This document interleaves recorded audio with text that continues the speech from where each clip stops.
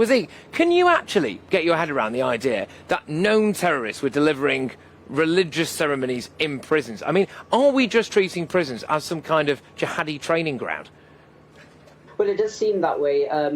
Prisons seem to be incubators now of jihadi prisoners. And I think the Colin Bloom report that was published last week really emphasized the fact that jihadi prisoners are now forcing people to convert. And if they don't convert, they are going to get hurt.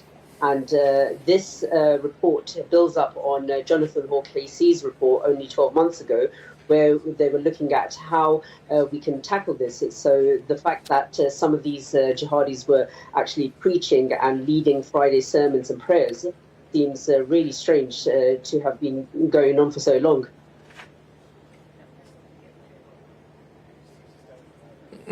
And now clearly something is finally going to be done about it. But why did it ever come to this, Wasiq? Was it fear of causing offence? I think there was certainly an element of a fear of offence.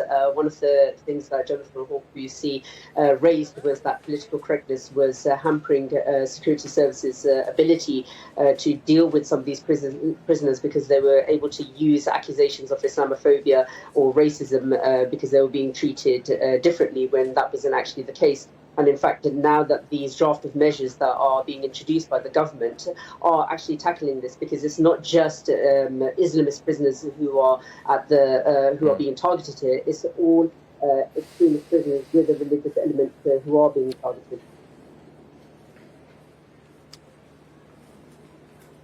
Wasiq, I've got to ask, is it almost become cool in prison to be a radical Islamist? Is it like part of being a gang? Yeah, I think there is certainly a degree of that there, because a lot of these jihadi prisoners, what they need to be able to do is to recruit people, and the only way that they can recruit is to generate a good level of status for them.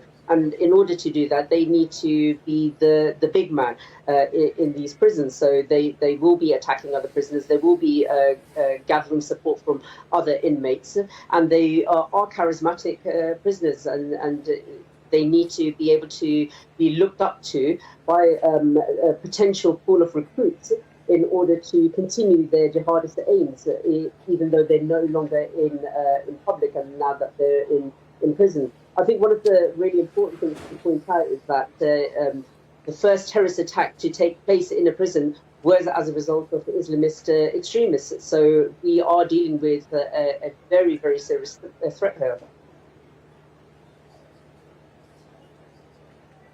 No, indeed. And I think I've just about got time for one more with you, Wasiq, if that's right. We've identified the problems, OK? Let's now try to come up with a couple of solutions on all of this. So what is the solution? Look, non-stop, relentless solitary confinement might seem like a good thing for people, but let's be honest, we haven't really got the room for all of that stuff. And actually, maybe it might make it even worse. Please don't tell me that it's just got to be some kind of therapy, because we've seen people game that system. Fishmongers Hall, for example. How do we solve a problem like this?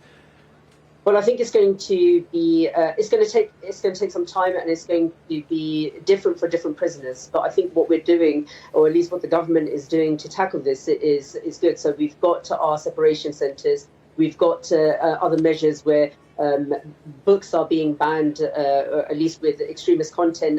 A lot of these prisoners aren't going to be able to lead some of these prayers. So there are a number of things that we're going to need to do, and it's going to take some time, but I think we will get there. This is all very new for us as a country to deal with, so we are making headway.